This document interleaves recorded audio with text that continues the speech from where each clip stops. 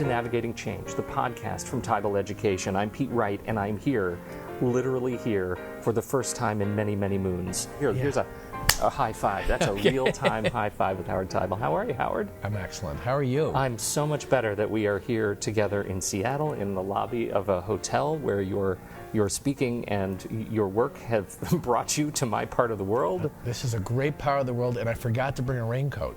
Oh, no, that's an amateur mistake. Yeah, exactly.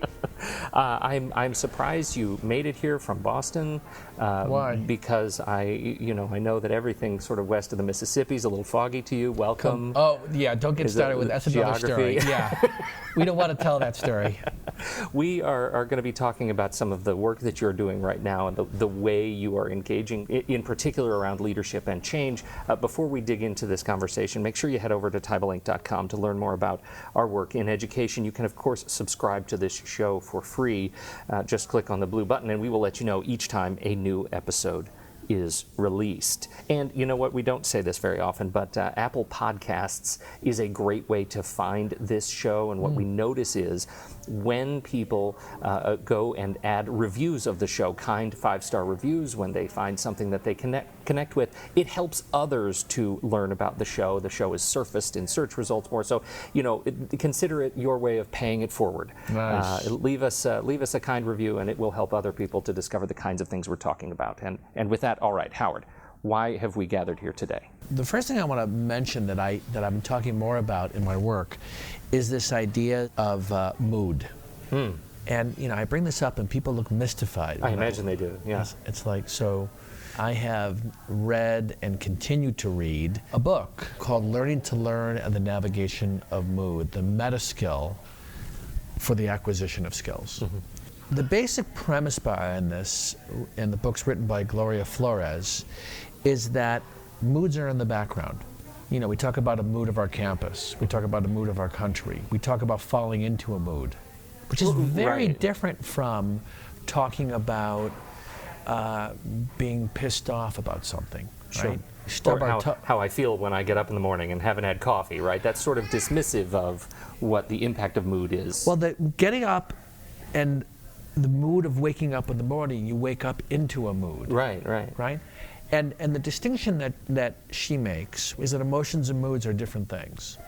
And the reason I'm discovering there's value in this is that I think we don't give enough value to this idea that moods are in the background, and that if we can become sensitive to our moods, maybe we can cultivate a different mood. So for example, we find ourselves in a mood of patience. I have a different capacity to be engaged with people, even at home, right? So if I'm in a mood of patience and I'm talking with my wife or kids, I can listen from a different place. So if I'm in a mood of frustration, if I'm in a mood of being overwhelmed by something, I have a different capacity to engage. I was in a talk yesterday and I mentioned this to somebody. This is what she said to me. If I read the book, will this give me everything I need? And I said, it's practice. It's developing some new habits. And one of the habits is recognizing mood. I'm going to read something to you, Pete, and I'd love your reaction to this. This is from the book. She writes, moods are attunements, and attunements meaning we're tuned into a situation we find ourselves in at any given moment, which predispose us to certain actions. And if we can become sensitive to our moods, we may be able to open up the curtains and discover how we see things, and discover whether our automatic predispositions help us achieve our learning objectives or block us. So the anecdote, Pete, that she shares in the book is that her son came home, and at one point he loved math and ended up getting a bad grade and said, I'm stupid at this. And she says at the ripe old age of 10, he declared that he was not interested in studying anything that required mathematics because he was bad at it. He was willing to shut the door on countless possibilities because of a sudden perception of himself as stupid in math. And she recognized that this story is the kind of thing that plays out for all of us, where we make these assessments or opinions about ourselves. And in exploring that and seeing the mood that's behind it, she recognized if we can become sensitive to those opinions that we make based on something that happens, then maybe we can cultivate a different way of opening possibilities. So I'll give you something that's relevant. If it is the case that moods are in the background, I was asking this yesterday at the group, so moods of your campus, and a woman raised her hand. She said, one of the things I know and I see as an unproductive mood that shows up around people is resignation. This whole concept that they are resigned to whatever, like they've just lost their passion for what they do. Nothing can change. Yeah. Nothing's going to change here. We talk about becoming more efficient in our department. Pick a department: student affairs, finance, facilities, academic. But there's a mood around us that really nothing can change, and we're just going to keep working.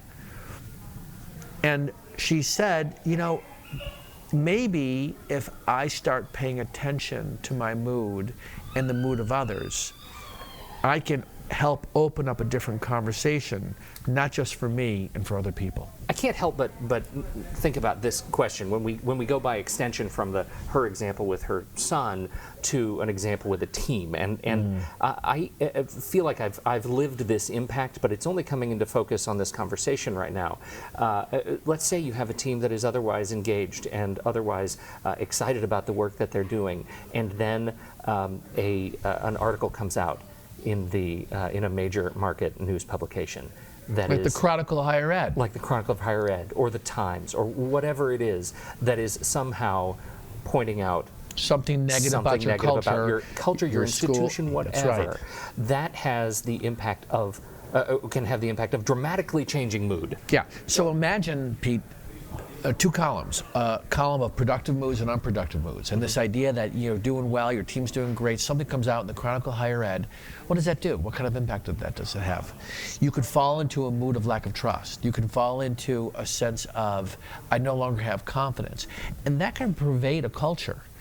And the premise behind this is, with work, with paying attention, we can recognize the moods we fall into, and we can choose to cultivate a different mood.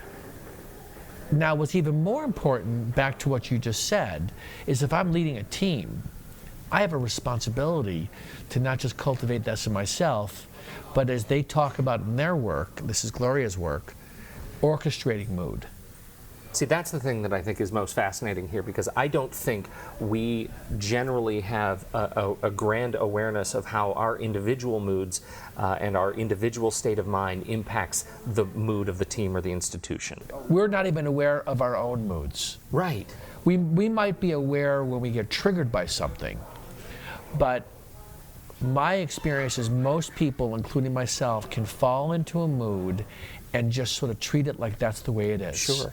Until something else triggers us out of that mood. Mm-hmm. As opposed to saying, maybe we have the capacity, and I'd say responsibility, to be able to say, all right, I'm in this place right now. I'm in resignation. I'm in a mood of lack of confidence. Is this going to be productive for me to be able to get the things I want to get done? And I would say most people recognize that the answer is no to that. Now, there's some moods that we would call negative, like impatience, but sometimes if they apply to something positive, like ambition, so it's not like these are bad or good. These are this is just what happens to us as human beings. Right. And as I'm exploring this on a regular basis and talking about this and being able to articulate with small teams that I'm working with, I'm beginning to recognize the capacity to say I have choice whether I'm going to stay there. And this is an underpinning for how we approach a situation. In your work as you're speaking, the group you spoke to yesterday, for example, when you are able to experience how this idea is received, I mean, I feel like this has the potential for some to be a real aha moment, right? That thing where you say, I am experiencing a shift in my worldview. I've got to figure out how to accommodate that day to day. What does that look like? Have you been talking about this enough to start to see impact in the groups that you're talking to and working with, or is it pretty new? I'll tell you, as you unpack this, it demands a certain kind of slowing down. Because if you think about how we normally operate, not only are we going externally from one fire to the other, but we are not giving ourselves time to reflect on how the way we show up in a situation has a direct impact on not just how we see what's possible. This is all about, can we recognize mood to either open up that's opening possibilities or closing down possibilities.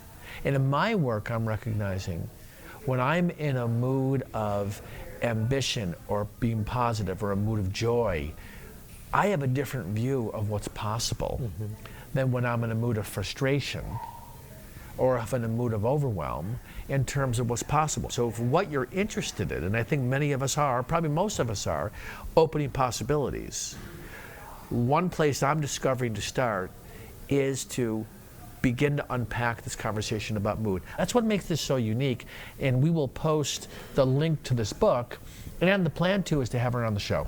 I think this is a really great point, and I would, just in terms of your reaction to this comment, do you think leaders are hesitant or maybe, dare I say, afraid to talk at this level of sort of intimacy about our emotional response to situations? I was wondering that too, and I've been having those conversations, and I'm discovering that they want to have these. This is an entry point into a conversation that we don't know how to have normally in the workplace. And it's a process. It is something that it demands a certain kind of commitment. Not everybody wants to do this. So that's right. But I'm discovering a great receptivity to the idea.